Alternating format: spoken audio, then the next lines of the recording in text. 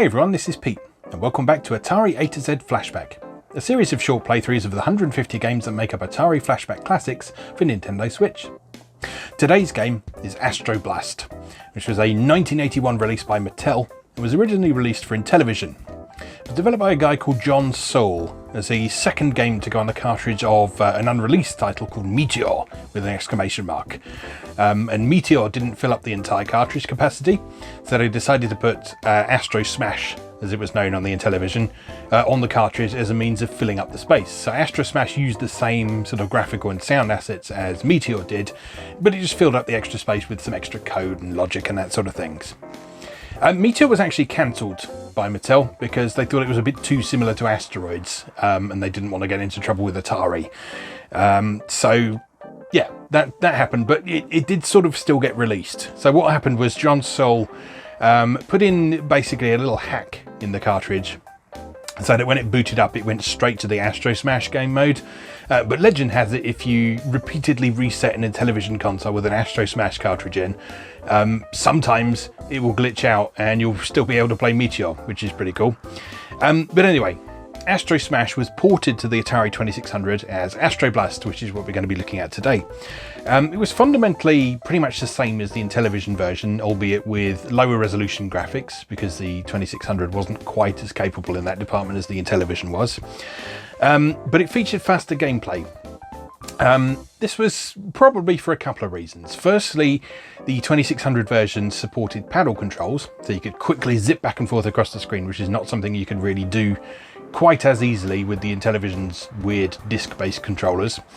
And also it addressed quite a common complaint in reviews of the original game, that the early stages of the game on Intellivision were a bit of a slog to get through. They were a bit easy.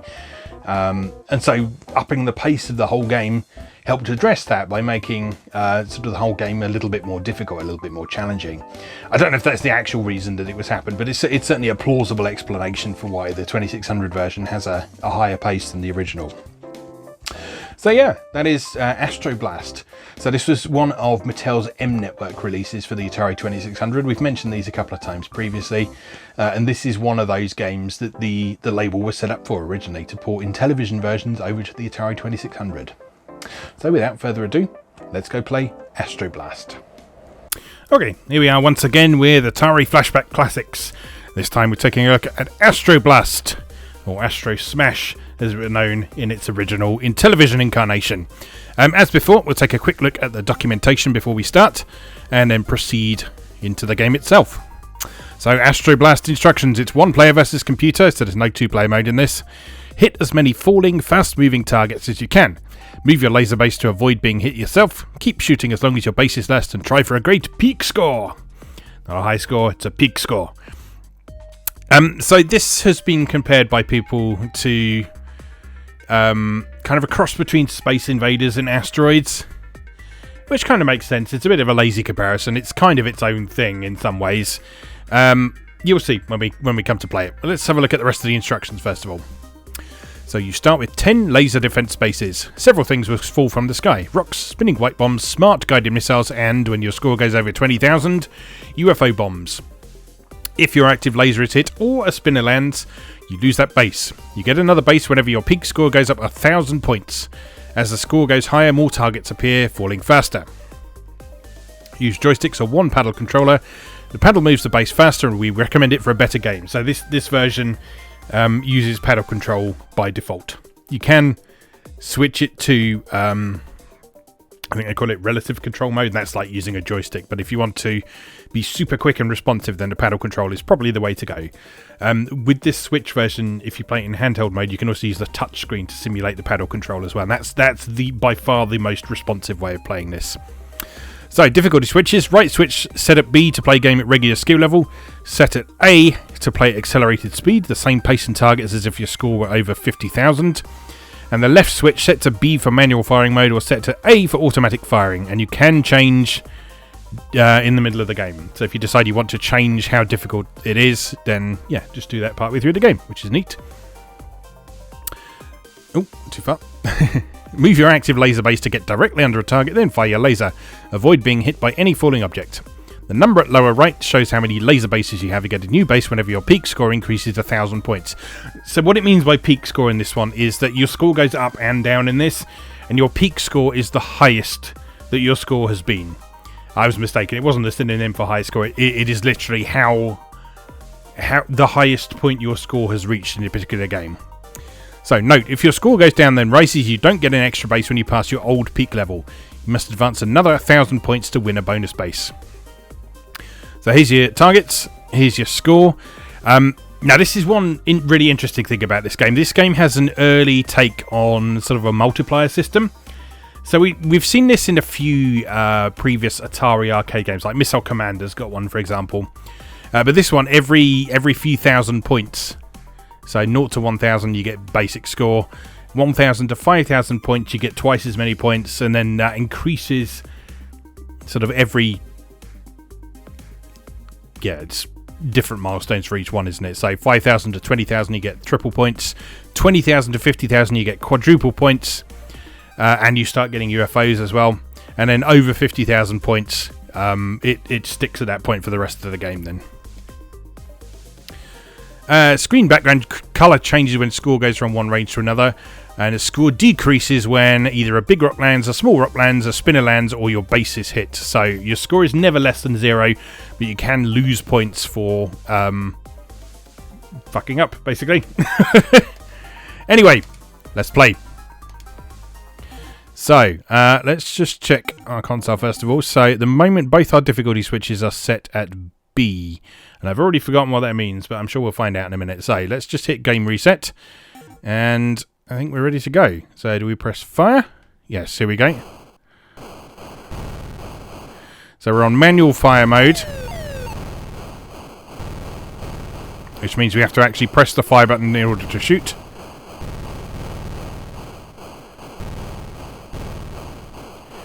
And you'll see that as we move around, the large rocks split into smaller rocks. That's mostly where the asteroids comparison comes from. And you lose points when stuff lands or when you get hit. So you need to try and avoid that happening as much as possible. It's not possible to hit everything. At least I don't think it is. Anyway, yeah, I'm by no means an Astroblast Pro or anything like that. But it just with the speed it goes, it just doesn't seem possible to be able to hit everything. And so the best thing to try and do is to just focus on sort of defending as much as possible. And just making sure your score is on an overall upward trend. And that way, sort of losing a few points along the way doesn't matter too much, as long as your score is going generally upwards. Which we are struggling a bit with at the minute. Oh no. Oh no! That was bad, wasn't it?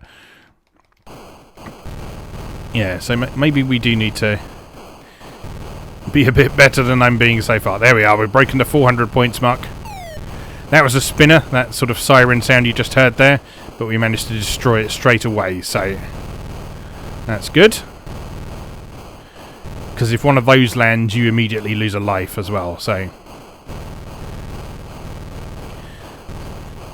we're still on our basic points in a minute. Once we get up to, I think it was 1,000 points, wasn't it? We get our first multiplier.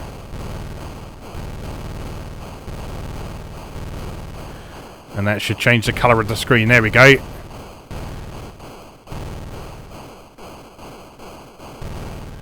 But it's dropped down to a single multiplier because we dropped back below 1,000 again. So again, we need to work on making sure we get that score on an overall upward trend. Oh no! We let a spinner land. So those are targets you really need to prioritise as you're going through. And you can see just that single score multiplier means that your score is going up a lot more quickly than it does at the beginning of the game. So the pace is increasing as the game progresses. Oh! So our next milestone, I think, is 5,000. So if we can make it up to 5,000, we'll have another colour change and another increase in what everything's worth. That's an extra life there, I think, maybe? Whoops. There it goes.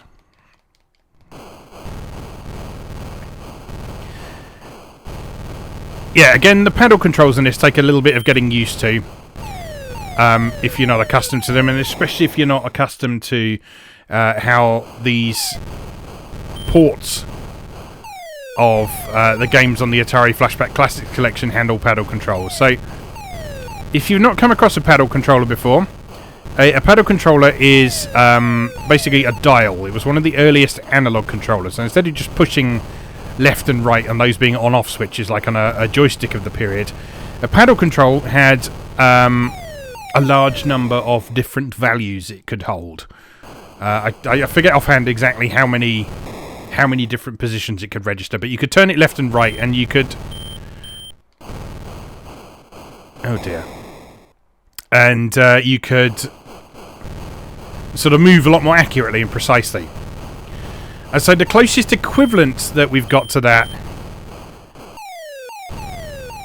The closest equivalent that we've got to that these days is the analog stick on controllers. And so that's how paddle controls tend to be adapted on modern systems. Now, that's not a perfect way of doing that, because you're not turning a dial, you're not rotating a control to move in different directions. Let's start again, because we've died there, clearly. Oh no, that was... Yeah, I was going to say, we had one life left. You just have to press fire to actually start your next life. Yeah, analog stick as an adaptation of paddle controls is not perfect because, yeah, I mean it's a different hand movement. It's a different movement of your finger, and so it's a little bit more difficult to be as precise with an analog stick as it was possible to be with a paddle controller. But there are ways around that. The technique that I found most useful. Score 0. The technique that I found most useful is actually sort of pushing straight down or straight up on the analog stick and using that as your neutral position rather than the stick being centered. And that way you can rotate the stick around the perimeter of the bit of casing that it's in, and move in that sort of circular motion that a paddle controller would have moved in its original format. And that allows you to be much more precise than if you're just trying to move it left and right. Because if you're just trying to move it left and right a bit at a time, it's much too easy to just sweep back and forth across the entire screen and not have any sort of accuracy whatsoever. Which, as you can see in this game, is not something you want. You actually want some precision in this game, but you also want that fast response to be able to get out of the way of things that are likely to fall on your head and destroy you, like that.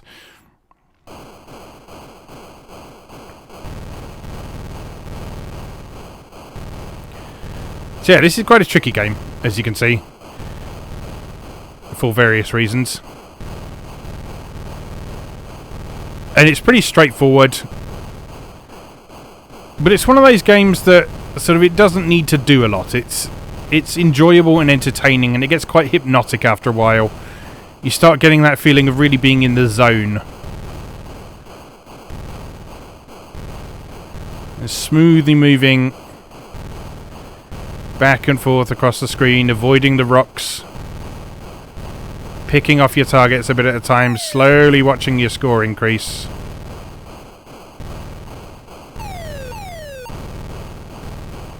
And enjoying the feeling of those increases in score gradually accelerating the longer you're able to survive.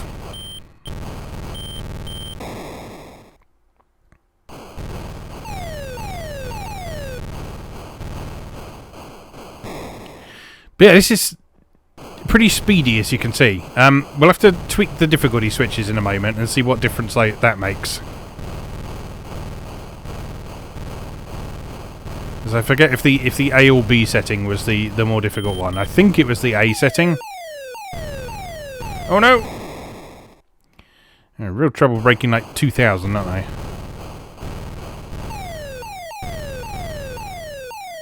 Oh, need to pay attention to the spinny things. And not crash.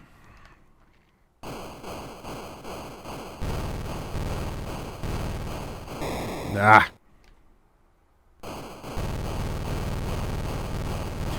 Oh my god.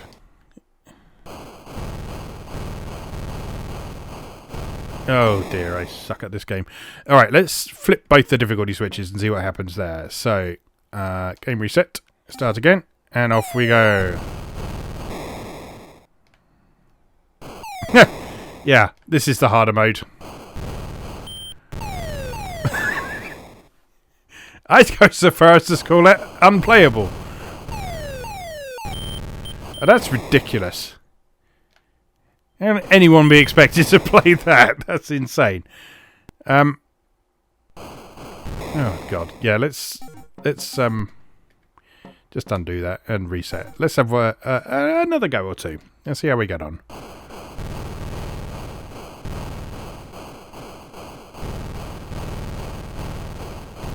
I'd like to try and reach the third multiplayer stage. That would be cool. That would be sort of a personal victory. I'm not sure I've ever got that far. So I need to get 5,000 points.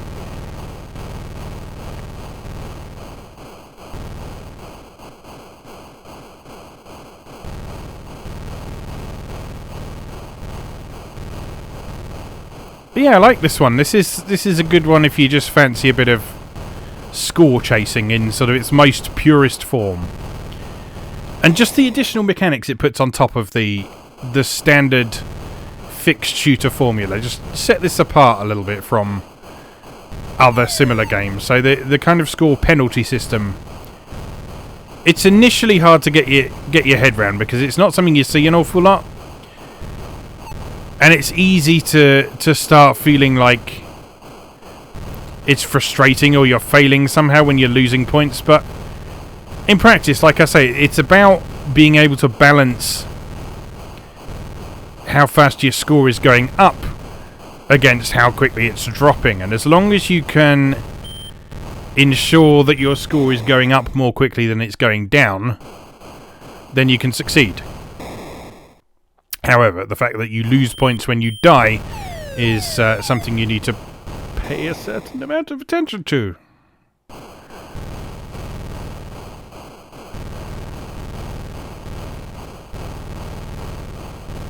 I think the key is not to go for risky shots.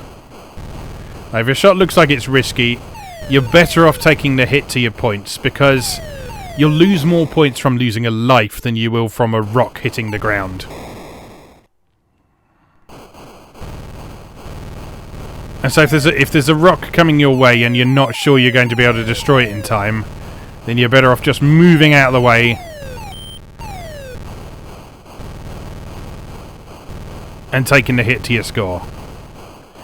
Particularly because I get the slight impression that collision detection is a little bit wonky on some of the faster moving things in particular. Which is fine, I can't be too mad at it, because, I mean, look at how much stuff it's flinging around on screen at once. That's quite an impressive amount of stuff happening at once for the poor old 2600.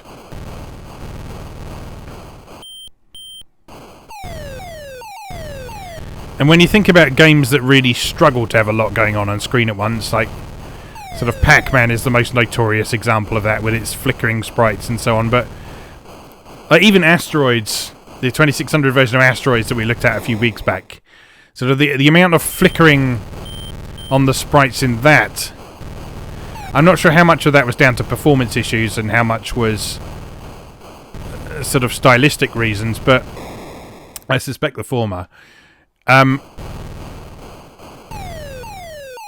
yeah, this is flinging around a lot more at the same time. I mean, everything is moving in the same direction, so I don't know if that makes it a little bit less taxing, but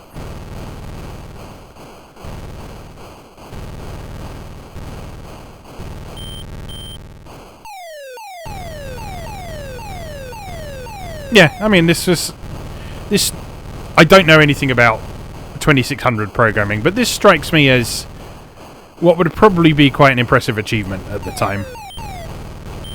Because we're not getting any slowdown or anything either. It's moving at a rapid pace. I mean, you can see how quickly some of those rocks are falling. They're moving, they're sort of flying out in diagonal directions as well as straight down.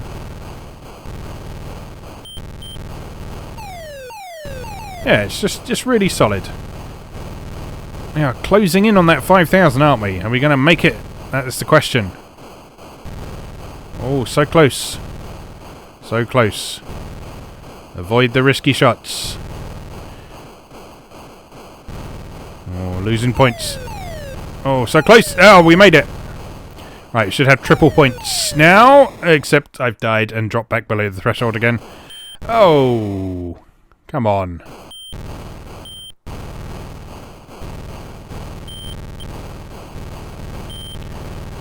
Right. Look at how much more quickly the score is going up now, though. So I think the next milestone is 10,000. I somehow doubt that we're going to make it there. But I'll give it a good go and see what we can do. That said, up to 7,000 already.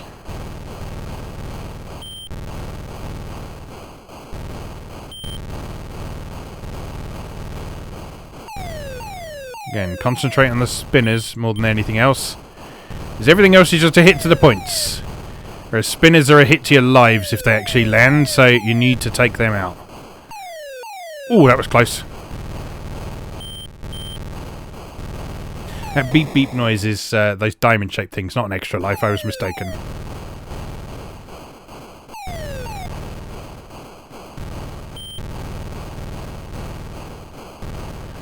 To 9,000.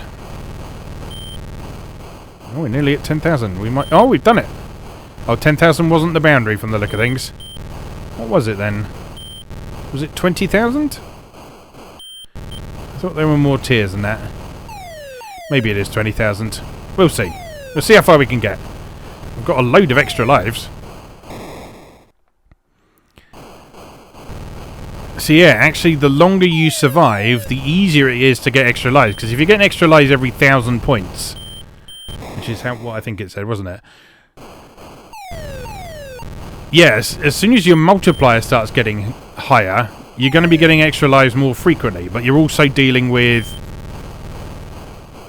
much quicker targets. Yeah, getting to a point now where it's hard to strike that balance between score going up and score going down, as you can see. So we're kind of stuck around this 11,700 mark. And just sort of break... Oh, no! Yeah, it's getting hard to break the 12,000 barrier. We're there, though. Last life. Ah, we're dead.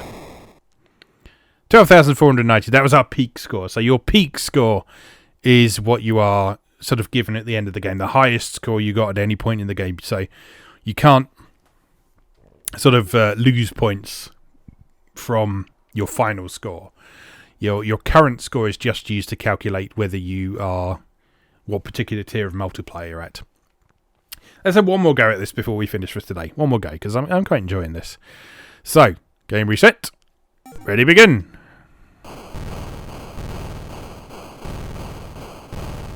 This early stage is going to seem very sedate now, isn't it? Oh, it's still pretty quick, though.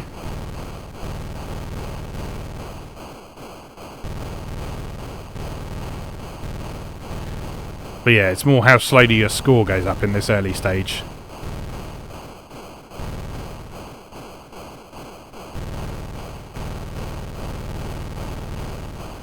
Well, we're getting there, a bit at a time. Slowly working our way towards that first 1,000.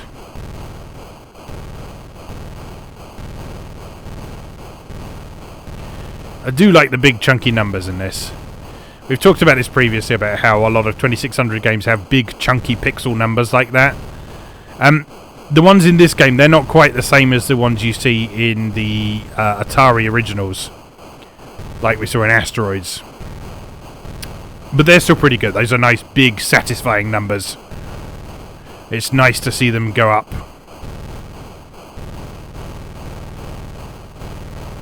It's especially nice when you get a whole new digit on the front of them. There we go. There's that first 1,000.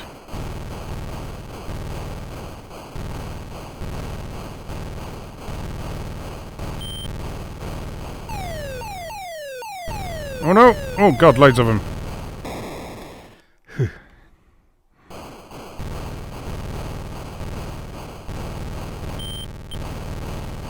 Yeah, this is fun. I often find that it's sort of a good shoot 'em up, whether it's a simple fixed shooter like this or if it's something more complex with sort of scrolling levels and that sort of thing. A good shoot 'em up kind of gives you a feeling of going on a journey while you're playing, even if you're not actually going anywhere, if you see what I mean. So in this game there's a good feeling of progression, of things getting more difficult, of you having to deal with different types of obstacles and more obstacles at once, and obstacles that are moving more quickly, and more dangerous things that are explicitly trying to attack you rather than just sort of passively coming down the screen. Like those diamonds are actually quite threatening because of the way they sort of follow your movements around the screen. And of course the spinny things, you know how dangerous those are.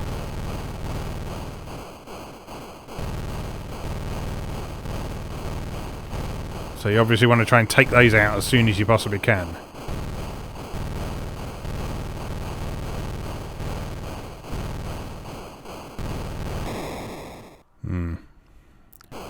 Not as much of an upward trend as I would like with that score. Let's do our best. I think you get more points for the smaller ones, don't you? So you try and focus on the smaller rocks. I think you also might lose more points for the missing the smaller ones as well. So okay, into the 4000s.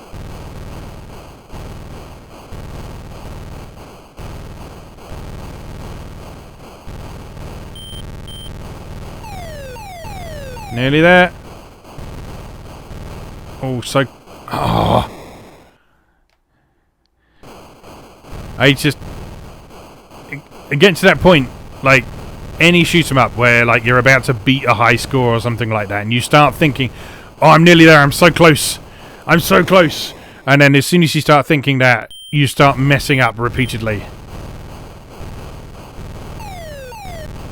Like, I think my favourite example of that was Geometry Wars 2 by Bizarre Creations on Xbox 360. When that first released, my friends and I got incredibly competitive over high scores for that game. And it reached a point where sort of having the high score on the screen was actively distracting. And so some people in our little group who were competing against one another actually took to blocking out part of the screen so that they couldn't see the high score in the corner. They couldn't see how close they were to beating someone's record. Oh dear, this is going badly, isn't it? Oh no! Yeah, they actually took to blocking off the screen so that they couldn't see how close they were to a record. Because they found that when they were getting close to someone's high score, they were much more likely to mess up. Now, one more try. I also got to sneeze. Excuse me. Right, last try. Last chance.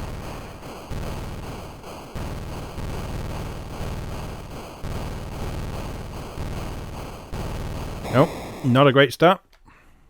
What are you doing in the first level?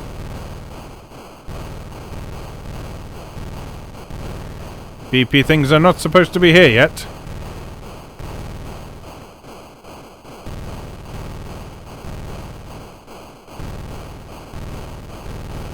I do like the rudimentary background in this. I thought, oh, just put in the background, make it look like they're on a planet or something. Okay, I'll just do a squiggly green line. But the thing is, you know what that is, don't you? You know that's mountains in the background. It just sort of works.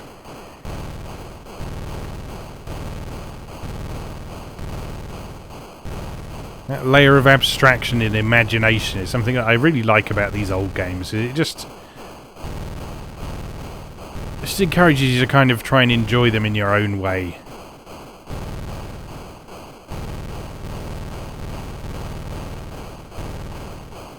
Which is kind of funny, because I remember sort of back in the day when I was playing stuff on the Atari 8-bit and the Atari ST and so on, I remember sort of specifically getting frustrated that certain games weren't more realistic. And now I actually find it rather refreshing to go back to a game that is so abstract that doesn't resemble reality. And it's funny how times change and how your attitude change over time. I guess as you get older you realise that reality is kind of boring. And thus it's the last thing you want to see in your video games. Oh, this is a terrible attempt.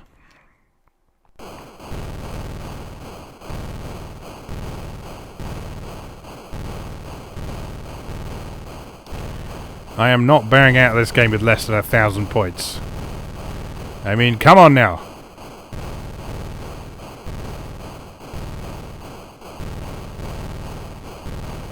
Oh, it's too hard.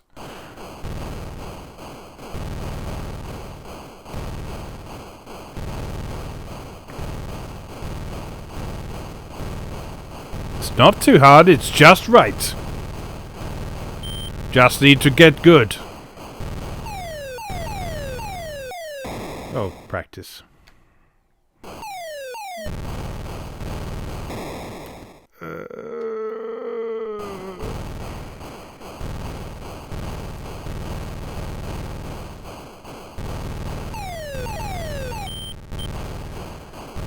Come on now, we're getting into a rhythm now. Surely, surely. Give me some lives. Yeah, it's 2,000. Give me a life. Come on now. Oh, there we go. Another life. Now, just up to 3,000. Just gently, carefully up to 3,000. We can manage that, can't we? We can do that, no problem. Yeah, absolutely. It's up to 3,000. No, that's losing a life. That is incorrect. Come on now. 3,000. Nearly there. Come on. Come on. There we go. Extra life. Thank you very much. And there it goes again. We're still over 3,000 now. Up to 4,000 now. Just up to 4,000. We can make it to 4,000, can't we? That's easy. Easy peasy. Easy peasy. 4,000. You don't scare me, Space Rocks. You do scare me, Space Rocks. I'm not happy with that. I am... Shut up.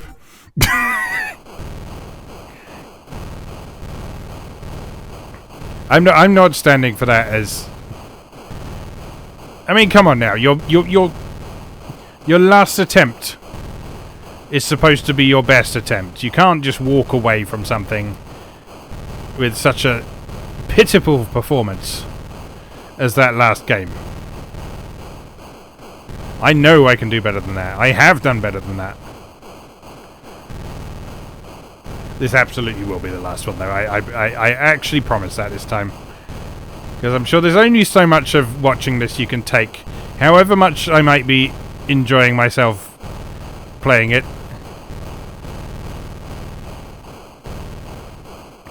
And enjoying being in the zone and seeing the pretty coloured rocks falling down the screen a bit at a time.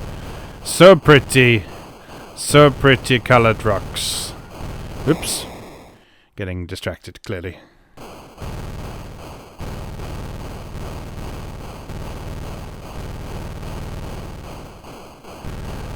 Alright. I feel like 1,000 points is sort of a bare minimum you should aim for. If you don't get 1,000 points, that's a sign you need to play again. But then, of course, you might get yourself into the mindset that if you don't get 5,000 points, that is the bare minimum you should be getting. Oh dear. I don't think we're going to get to 5,000 points this time, are we? Oh, not with arseholes like that doing that. Right, come on.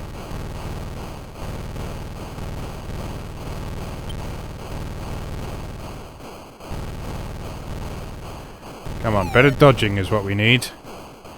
Not necessarily better shooting, better dodging. Because it's those deaths that are the most costly things.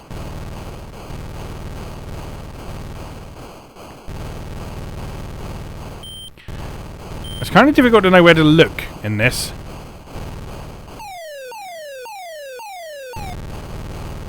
That's the problem I find with a lot of shooter maps, actually. It's like, should you be looking at your ship? Should you be looking ahead to where you're shooting? I guess the actual answer to that depends on what kind of shooter map you're playing. So if you're playing something like a bullet hell shooter, you probably want to keep an eye on your ship rather than where you're aiming, because most bullet hell shooters have you firing such an astronomical amount of weaponry out the front of your ship from the very beginning of the game that you probably want to focus the majority of your attention on where you're flying and avoiding the bullet patterns and the enemies and the obstacles and that sort of thing. But something like this is not quite so easy, because you do need to look where you're going, but you do need to look where you're aiming as well, and your weaponry doesn't cover the whole screen, so I don't know. It's a tricky one. As is probably self-evident by now, I am certainly not an Astroblast pro. But I am enjoying it.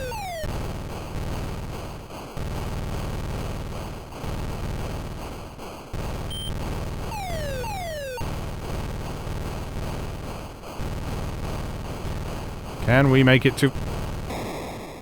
I did it again, didn't I? I started thinking about the next milestone, and it put me off, and then I lost all my points and died. Right, I'm just not going to think about it. I'm just gonna get in the zone, feel the flow, as it were, and just enjoy the pretty space rocks and the things going pew pew pew. Because that's fine. That's all that matters. Nothing else matters. It doesn't matter what score I get. It doesn't matter. I don't care. I'm just having fun. I'm just enjoying the experience. That's all that matters. Just a nice, satisfying feeling of weaving through obstacles and successfully hitting my targets. And it absolutely does not matter that my score is 5,440.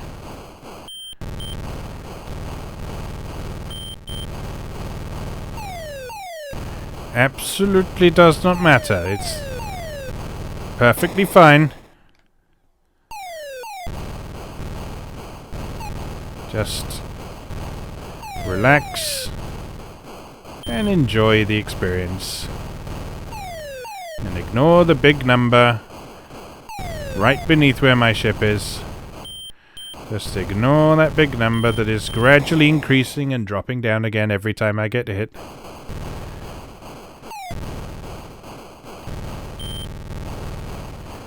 And just be satisfied with the simple, pure, multi-sensory pleasure that is enjoying a good video game.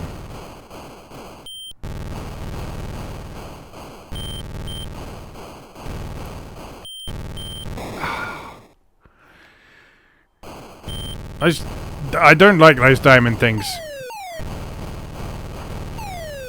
I think the natural thing is to see them as a major threat because they make a non-standard noise.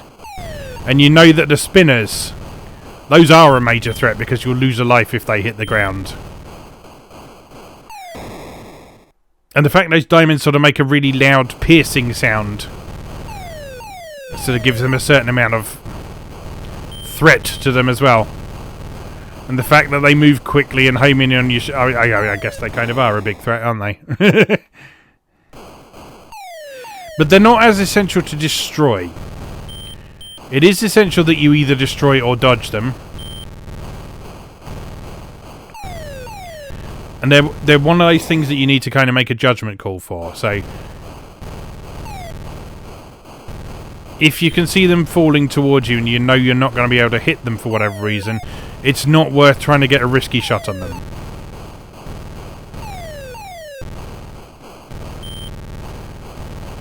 It's better to just get out the way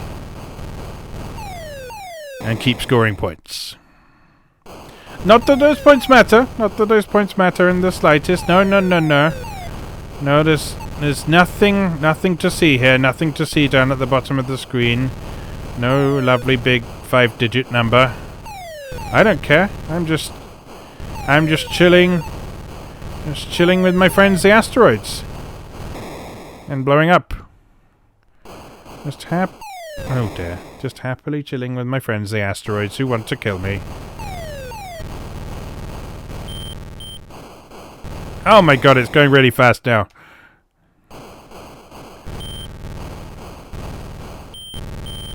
What can we make? Oh, that's it. It's all over.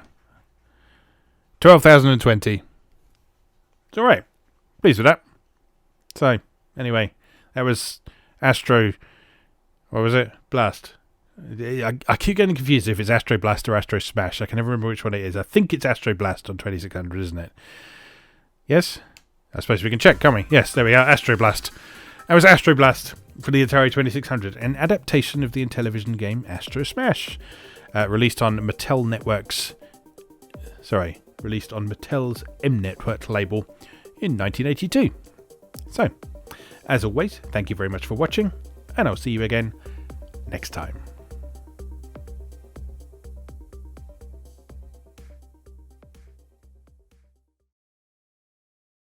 Thanks for watching.